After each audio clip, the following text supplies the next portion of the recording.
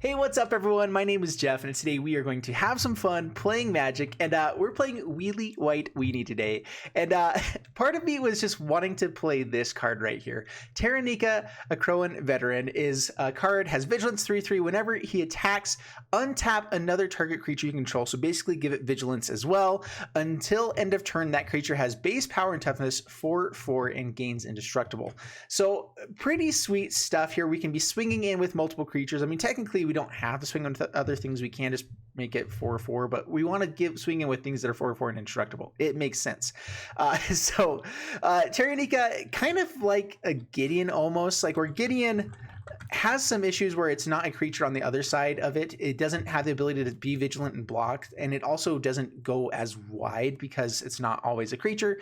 So Gideon probably deserves some spot in this deck as well, but we're going to be trying it out with this card here. Otherwise, our typical White Weenie deck, lots of 1-drops with lifelink, so we can actually be playing some Pride Mates. I'm only running 3 copies because we do have life gain synergies in this. Like we have Charming Prince. There's a lot of life gain synergies in this deck, but I'm wanting to focus more on the White Weenie aggro side of things. We still do have Heliod, Linden, all the things that are amazing in this, but again, putting the focus somewhere else here. Venerate Loxodon, when it enters the battlefield, put a +1/+1 counter for each creature that convoked it. Convoke, you can use the creatures to tap to add the mana. And so that's another reason to be using TARINIKA. TARINIKA as a 3/3 doesn't swing in quite as favorably a lot of times, but as soon as everything gets counters on it, its base power toughness of the creature gets +4/+4, and so it still keeps the counters, it still gets bigger. There's just a lot of awesome, amazing things you can do with this, and trading for a good swing is not a terrible thing for us to do, especially when we're going aggro. So let's go ahead and try this deck out in ranked and see how we do, and wish me luck. Before we jump into the gameplay, a quick thanks to Fusion Gaming for sponsoring this video. Be sure to head over to FusionGamingOnline.com for all your Magic the Gathering needs. Check the link in the description below. All right, we've got our trusty dusty MTG assistant here for us, and this looks like a pretty good hand. We have life linkers, we have Linden. If we run into an Ajani's Pride Mate, this is a sweet hand. Otherwise, it's still good. We'll see what we're up against. Mono Red is definitely still the #1 deck in this format. Yeah, there's a lot of good stuff out there. That is one issue, is that in Mono White, like, we're not running very much interaction. Like, we should be running maybe some Conclave Tribunals or something like that as well. And we're kind of just focusing more on getting the damage in. All right, I'm pretty sure our opponent is timing us out. We'll see. Maybe they just need to take a bathroom break, but they took all their timeouts at the very beginning. Well, it looks like they're playing. How about that? It makes sense. That happens sometimes. All right, play idle and pass the turn.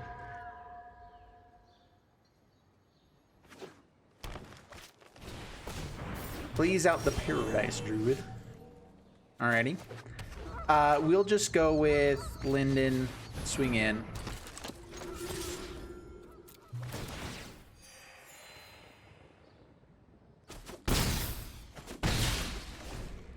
Up to 24, down to 16. Venerate Loxodon on the next turn after we swing in with Linden. Are we willing to trade off the Linden here? Double Venerated Loxodon is nice. Probably pretty close to unbeatable.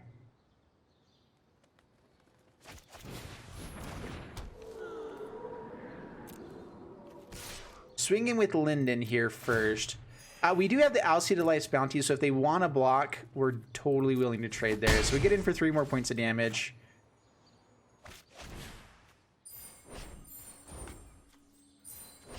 Tap them all. And pass the turn. And we're doing exactly what this deck wants to be doing. The best draw for next turn is an Unbreakable Formation, or like Giant Killer to kill Renata. Nissa is annoying. Witness the ties that bind us all. The nice thing is that eventually these Alcide, they don't use Nissa's ability at all. That must have been a misplay. That's very strange. Well, Heliod definitely wins it for us. Yeah, swing in.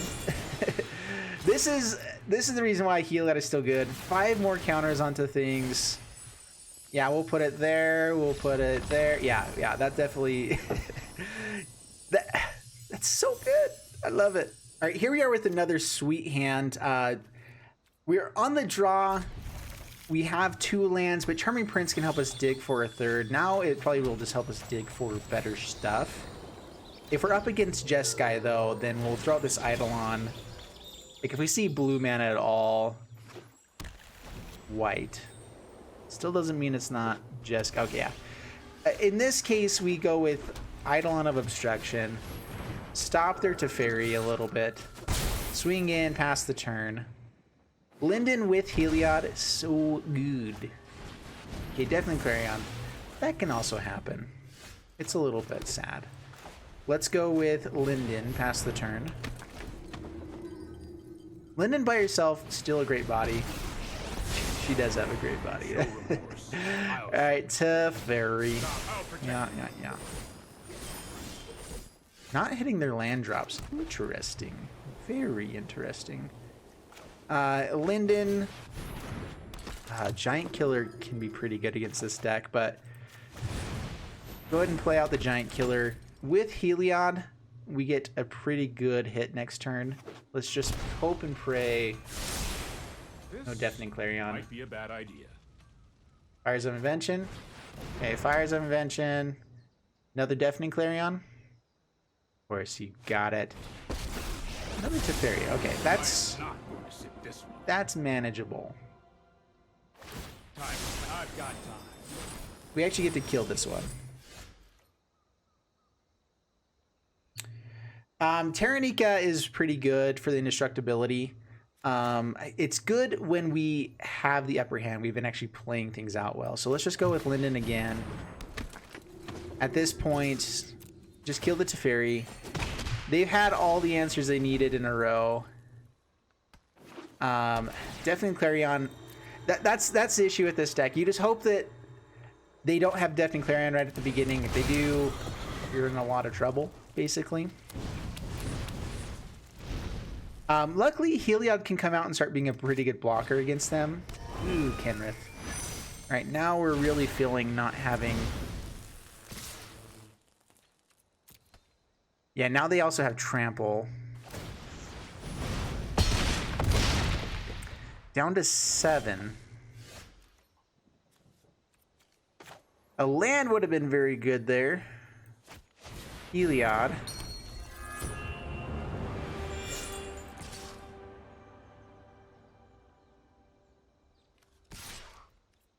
I mean, I guess just swinging with both. Gain some life. Counter.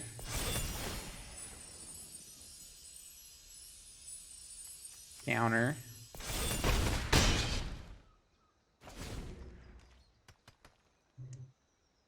If they have any other creature, we're dead. If they have any removal for Linden, we're dead.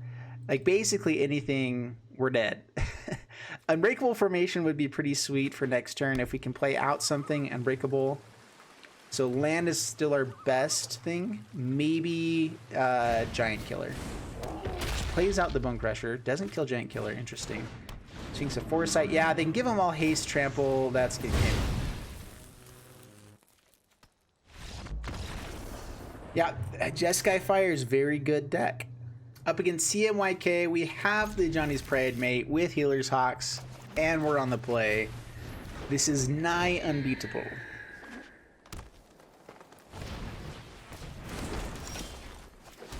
We'll see, though. They may have bounce with this stack. Swing with Healer's Hawk, pass the turn. Start growing that Pride mate. Heliod will be sweet as well. Super sweet.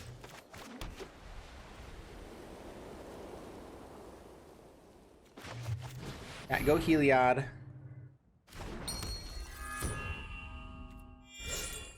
What are they holding up here? Thrash? Interesting. Who plays Thrash? I feel like no one plays Thrash nowadays. Well, Linden is our best draw because we just get to turn on our Heliod. Tarinika also does that. So Tarinika, Healer's Hawk.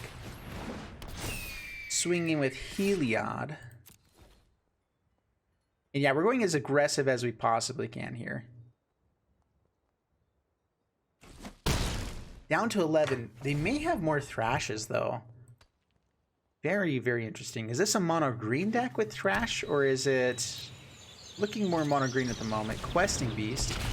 All right, we didn't keep up our good blocker for that, so we're going to take a hit. No blocks, that's fine.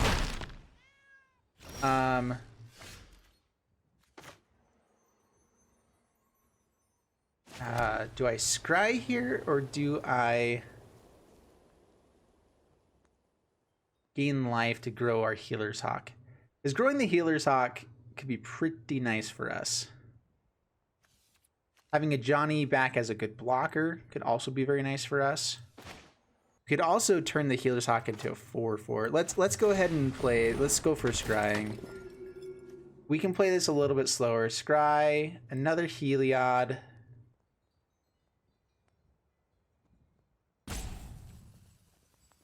Venerary Loxodon's really good. All right, next, swing, swing. Yeah, just like that. Safe play, swing him in. We get Venerated Loxodon next turn, which is also very good. We could also block and gain life with Heliod. Put it on the Healer's Hawk, grow the Pridemate, and pass the turn. Yeah, we can block with Charming Prince, gain some life. Actually, we can't block. That makes it a little more awkward. Yorvo.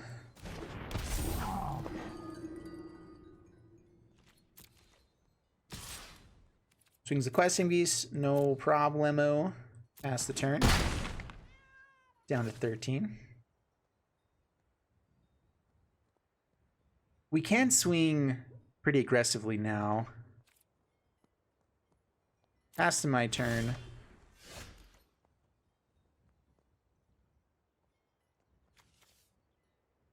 I'm almost debating just playing this flat out. Let's see if we swing in.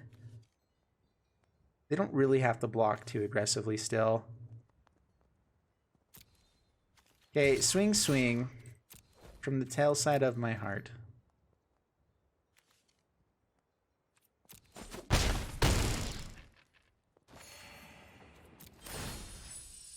Alright, so Healer's Hawk gets bigger. I think we just play out this Loxodon as a blocker, honestly. We can tap down two things so that we can still give it lifelink. So tap here, tap here. This way we can still use Heliod's ability. We get to grow some stuff. We pass the turn. This way we can at least gain life if they try to swing in with everything. There we go. All right. No answer for Healer's Hawk. We win our 2 tap lands. We have 1 Idyllic Range and 3 Castle Ardenvales. Otherwise, an amazing hand. I think that just makes it terrible, though. I mean, if we draw into an untapped land, we're in pretty good shape. This is a plane, so it's only 1 untapped land. Okay, this is keepable then, because we can go double Healer's Hawk into Pridemate the next turn.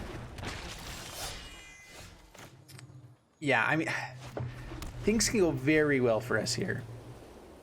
Very poorly as well. Oh man, Rob of the Rich. Hit a land. We're okay with the land right now. Yeah, there we go. Okay. We're good.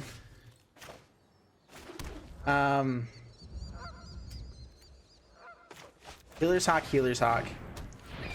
I'm kind of tempted to play out some other stuff like Daxos, whatever, but if we can get in with the hits on these Healer's Hawks, it's so good. It's another land. Sweet. We're okay with that. No blocks. Take it. Down to 14. No removal. Tibbled.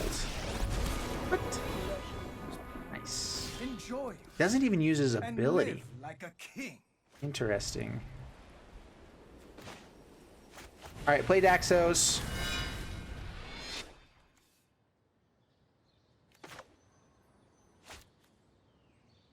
I'm just using this basically to grow Daxos and have good blockers. kill Tybalt, or do our best to do so. Pass the turn.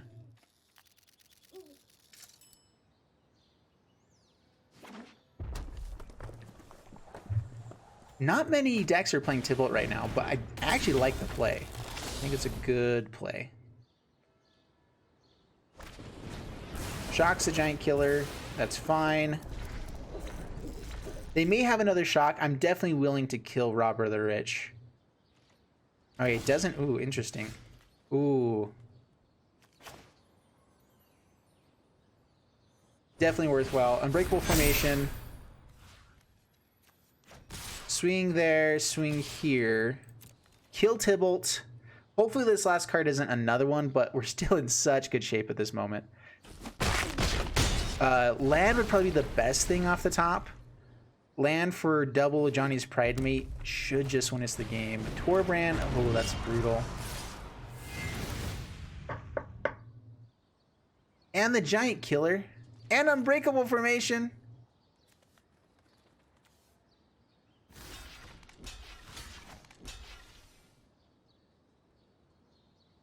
We can't let them play those.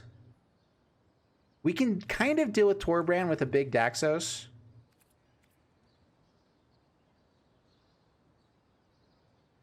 This also gains us life as we block, and we gain life from them dying, so like, overall, we're still in the game. It would have been great to have the Pride Mates out during that, but, okay, give me land. Land would be grand. That's not land.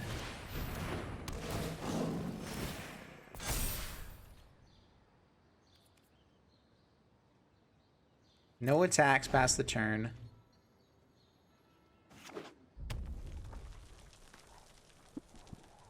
We can block the Grim Initiate with Daxos just fine. They may be worried about us swinging in. We're, like I said, we're actually in okay shape-ish. It's just a little bit terrifying. That's all. Just a wee bit terrifying.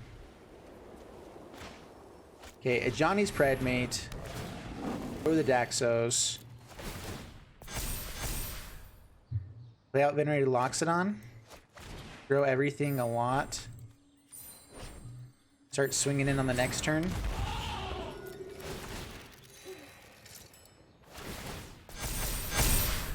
I mean, we got a really big board full of stuff. If they find that, they find like Chandra, if they find, there's a lot of things that can go wrong. We are definitely willing to kill the Torbrand though. And so I think we swing in just aggressively here.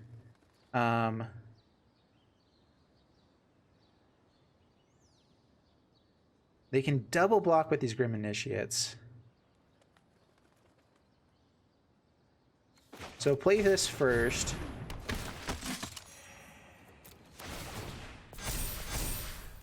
Swing in here. And with Daxos.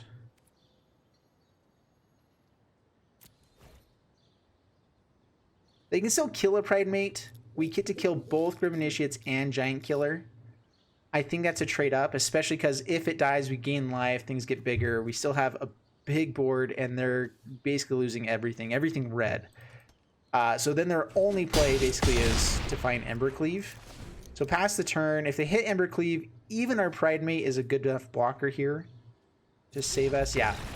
Whew, oh man, I mean, they drew pretty bad at the end there, but had a nut draw to start it out with, and we were able to somehow survive that. That was sweet. This is less good, but we have an amazing combo of Linden and Heliod. I mean, it's just so good, and all the unbreakable formations, even with just a couple of things. It's so powerful. All right, Sphinx of Foresight, so we know that it is Fires of Invention, which means this is one issue. I did not put in Conclave Tribunals into the deck, which I don't know where you would put them in. I don't know if you have much room for maybe like 2 copies, take out 2 Charming Princes. I really am not sure what the best way to go is there. Well, I don't have obstruction past the turn. We at least slow down to Fairy for the moment when it comes. I was debating on throwing out the Healer's Hawk before Pride Mate.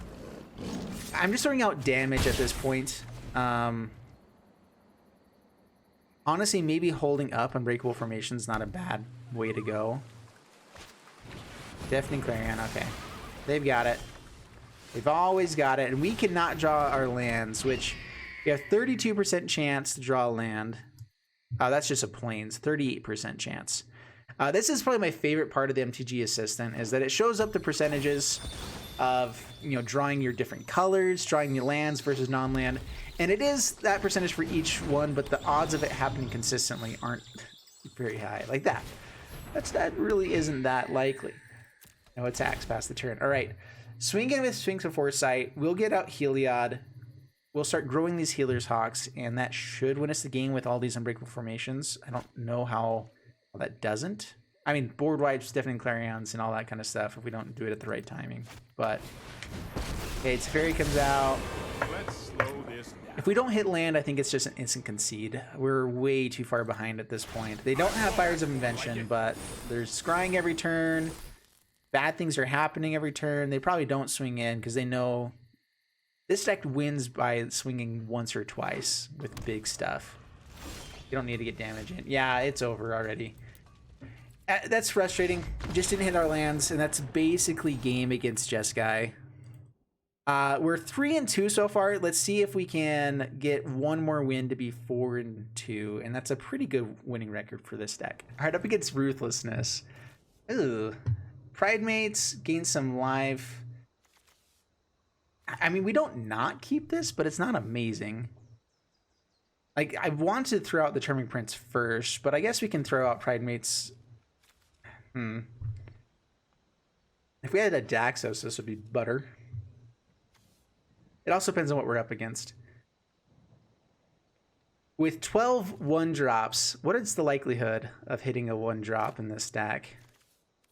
We will keep it, though. 7%, 7%, 7%. So, what, 21% that for each draw that you have, that you'll hit it. I don't actually know the math on all that. It's 20% of our deck. How about that? 20% of our deck is 1-drops. Hitting to the land's not bad, though. Being able to play multiple things would be pretty nice. All right, is this Jeskai or is this... This is probably Blue-White Blink.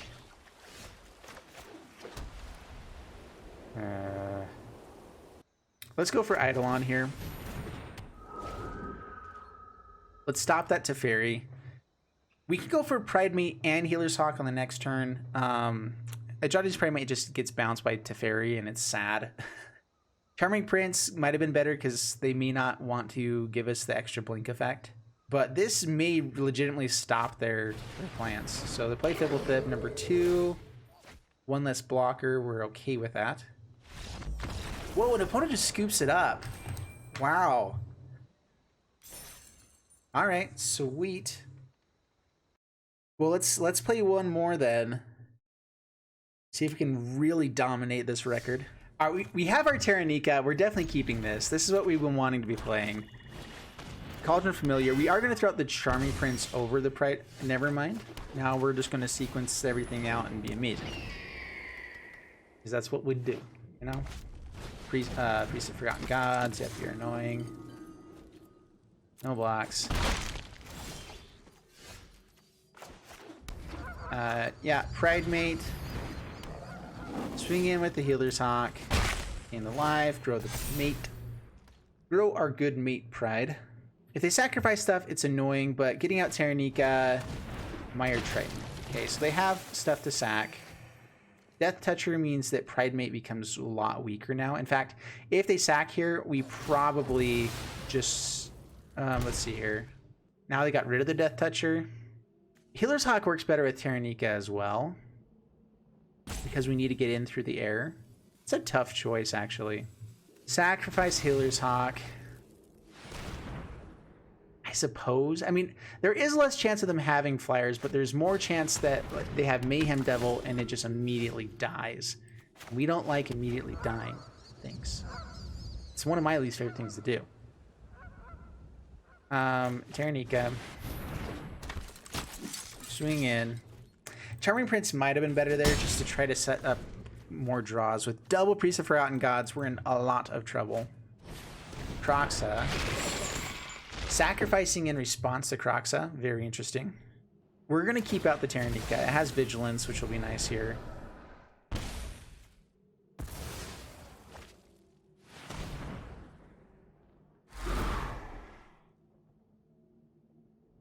Scar to Plains. Take 3 from it. We're dropping pretty low. We do need to start gaining life.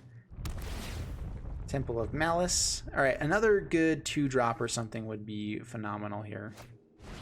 Witch's Oven. Alright, so they're going to start bringing back cats. Double Charming Prince. Not bad. Definitely be worse.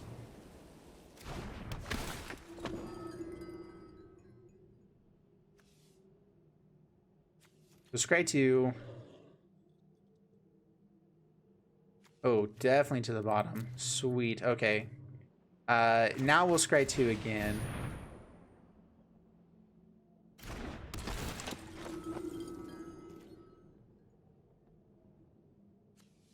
Whoa, that's a lot of lands in a row. 4 lands in a row. Oh my goodness. And we've how many have we drawn into? It's a lot. That's all I'm gonna say. It's a lot. The biggest issue with Tarinika is that it has to swing it. Okay, Mayhem Devil comes out. All right. This is actually pretty good. We get Unbreakable Formation first. Do we just want to Castle Ardenvale instead? No, we want the big hit. They could sacrifice something to bring that Cauldron Familiar so that we don't get that. But now that they're out of range as well here, this grows. It swings in as a 5. We're hitting for so much damage. They'll go down to 4, and they're actually willing to take it. Wow. Okay, sweet. With Castle Ardenvale, hopefully we can finish this off. Mayhem Devil is the most annoying thing. Darkwood Butcher. We basically want them to use this Priest of Forgotten Gods. I don't think they can actually come back from this. If they've not hit a land. Sacrifices. 1 to Tarinika. Okay.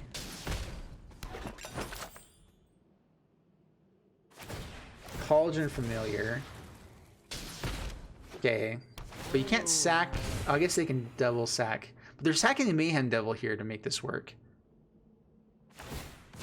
I mean, I'm pretty fine with this.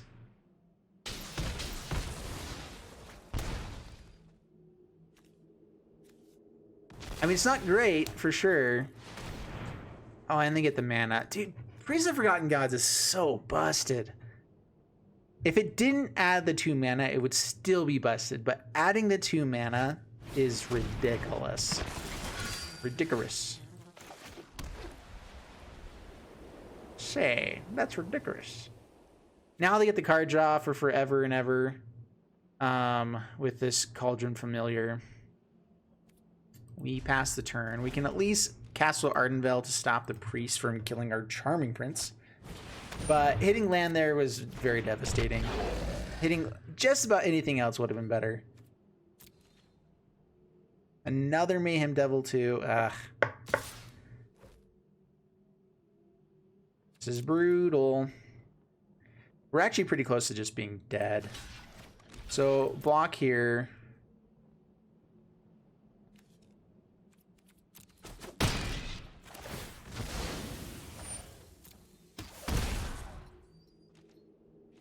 I really don't know what we can do to come back from this.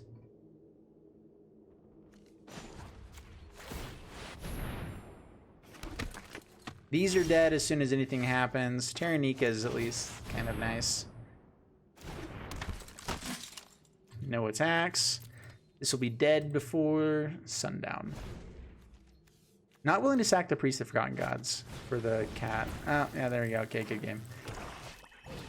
And another... Okay. That's just the nuttiest of nut draws. We drew poorly, very poorly. How many lands did we put to the bottom? And we had a bunch of lands in hand. We're even willing to discard one. With a 21 land deck, being willing to discard a land to Kroxa after having a few out, and then hitting 4 more on top is not where you want to be. But that happens. Overall, I think we had one positive win through all that. All right, so checking out my deck here on MTG Assistant, which, by the way, love it. It's amazing up here. You can check out rankings with the different people that you're playing up against, other people that have MTG Assistant. And I can see the win-loss rate for this one. I did lose one at the very beginning as well when I was testing it out to see if it was willing to make a video on it. And so it's 50% win rate right now, which again is not terrible. We had bad luck in some of those, and I think that you could definitely fine tune this deck to get it up to like 55 to 60% win rate. I think it's pretty good in the format right now, and I also ran pretty clunky on quite a few parts of this. So yeah, let me know down in the comments below if you guys think that white weenies have a shot in standard right now. Also, let me know what cards you guys are excited for in Ikoria. There's a lot of fun stuff coming, and so humans might just be out. We'll see. Anyway, I hope you guys enjoy it. Have a good one. Please like and subscribe, and I'll see you in the next one. Bye.